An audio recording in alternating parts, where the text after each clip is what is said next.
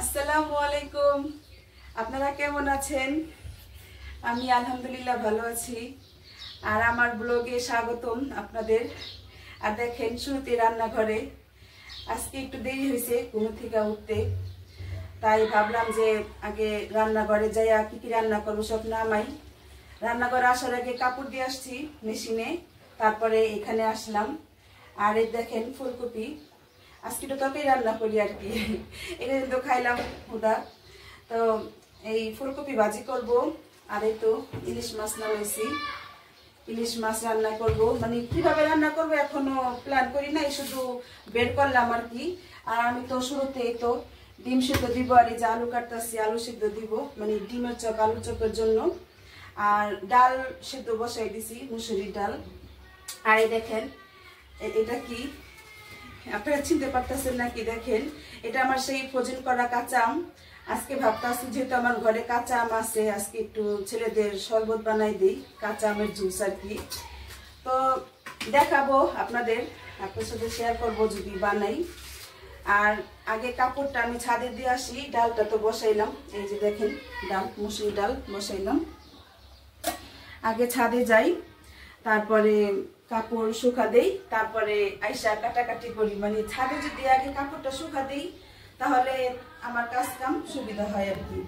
আর দেখেন দেখাই আপনাদের কত কাপড়ে দেখেন ধোয়া হয়েছে, মেশিনতে বের করছি। মানে এক হাতের কাজ তো কয়টা রেখে কয়টা দেখাবো আপনাদের, তাই একটু একটু দেখানোর চেষ্টা করি আর কি। এখন ছাদে যাব, ছেলেরা তো কেউ নাই, বড় ছেলে তো কোচিংয়ে গেছে, আর ছোট ছেলে একটু বাইরে হাঁটতে গেছে। মানে খেলাধুলা তো এখন করে না, রোজা রাইখা, তাই আর কি। তা আমার একাই যেতে হবে। তো এখন ছাদে যাচ্ছি। আর আমার ভিডিওটি অবশ্যই দেখবেন আপনারা, আর পুরোটা দেখার চেষ্টা করবেন। এই আর কি, আমার প্রতিদিন একই কথা বলতে হয় আপনাদের কাছে। আমি এখন এই যে ইলিশ মাছ ভাজবো। ছাদ থেকে এসে দেখেন প্রথমে ডালটা বাগার দিলাম। এই তো ডালটা হয়ে গেছে, তো ডালটা বাগার দিয়ে ফেলছি। আর এখন এই যে মাছটা ভাজবো।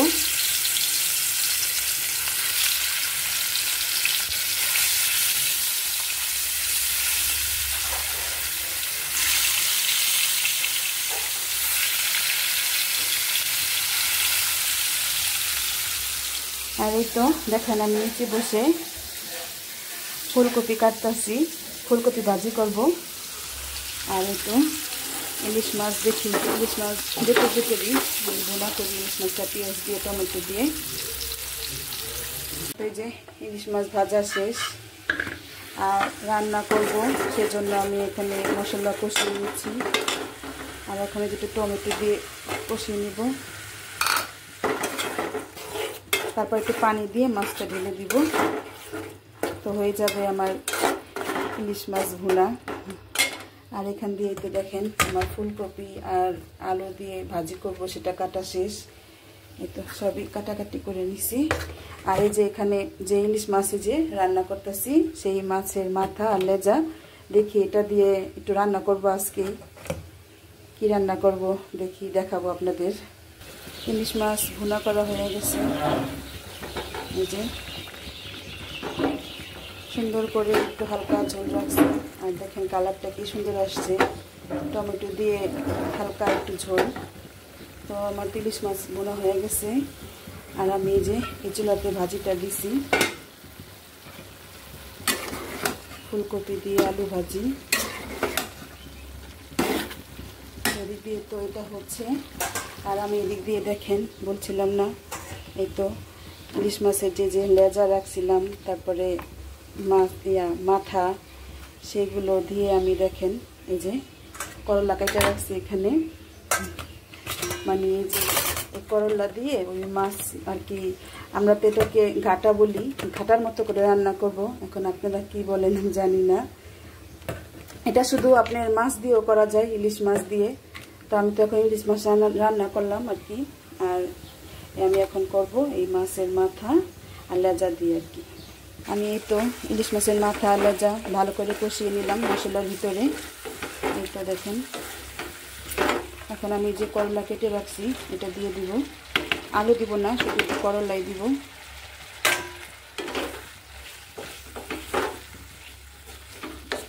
এটা আমি এখন ঢাকবো না, এমনি থাকবো। ঢাকলে করলা তিতা হয়ে যাবে।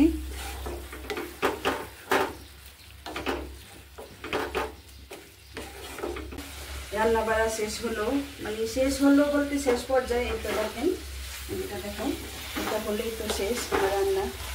দেখেন কি সুন্দর হয়েছে। আসলে এই তরকারিটা আমার খেতে মন চাইতেছে, তাই রান্না করলাম। মানে তো মাছ ভুনা করছি, ইলিশ মাছ ভুনা। ওটা ছেলেরা খাবে, আমিও খাবো, কিন্তু এটা একটু রোজা রেখে জানি কেন খেতে মন চাইলো, তাই ভাবলাম। একবার ভাবছিলাম রাইখা দিই ফ্রিজে মাথার লেজারটা ইলিশ মাছের, তো ভাবলাম যে আচ্ছা যেহেতু করলা আছে একটু ঘাটার মতো করে রান্না করি। আর যে কী কী রান্না করলাম দেখাই একটু। আলু ফুলকপি ভাজি, আর এই যে ইলিশ মাছ ভুনা, আর একটু ডাল, পাতলা ডাল। আর এই যে দেখেন এদিকে আমি সব রেডি করছি। একটু বেগুনি কাটছি, ডিম, আলু চপের জন্য আলু সব বেকাইয়া রাখছি। একটু এটা আমি বেসন গুলা রাখছি। এখন বানাবো শরবত। এই যে বলছিলাম আপনাদের কাঁচা আমের শরবত বানাবো, ফ্রোজেন করা। এখন এটা বানিয়ে তারপর গোসল করতে যাই। যেহেতু আবার কারেন্ট আছে, কারেন্ট আবার কখন থাকবে না, ফ্রিজে রেখে যাই, তাহলে আমার কোনো ঝামেলা থাকবো না।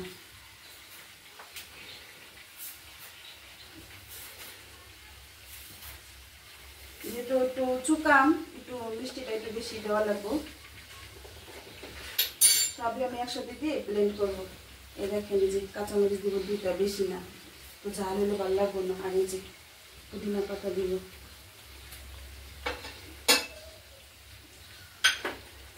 পানি পরে দিয়ে আগে এটা ব্লেন্ড করে নিই। কাঁচা আমের সাথে চিনিটা গলবো, পানি দিলে চিনিটা গলবো না। একটু দেখাই আপনাদের।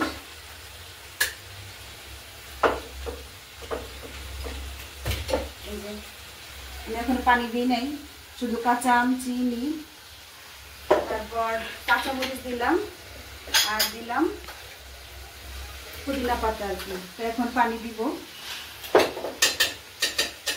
ঠান্ডা পানি দিব।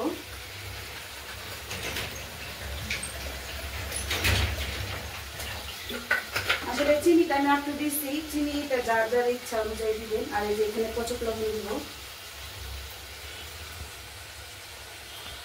আবার ব্লেন্ড করে নিচ্ছেন। ব্লেন্ড করা শেষ।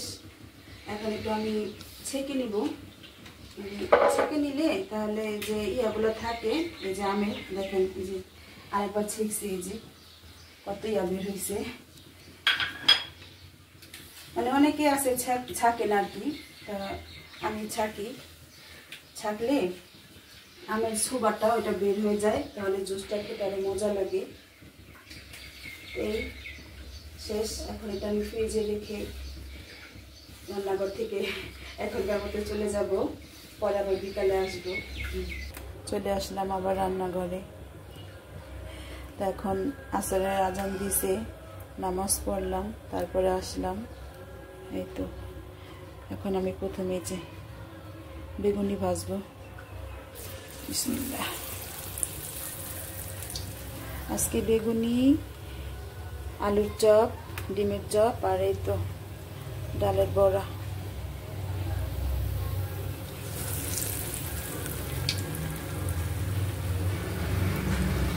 তো আমি এভাবে একে একে সব দিতেছি। এই তো শেষ হলো ইফতার বাজার।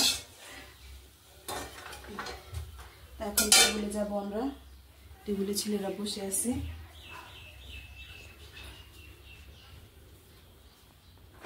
গরম তো নিচে দিয়ে নেই। আর এখন শ্যামের জুসটা বাইট করি, ফ্রিজে রাখছি।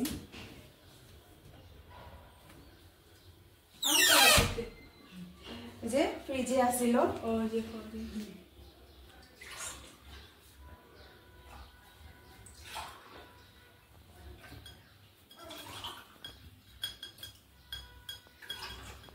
সাইড বলে 2 গ্লাস খাইবো, তাই ওর জন্য 2 গ্লাস। এই আর কি আজকে আমাদের ইফতারের আয়োজন।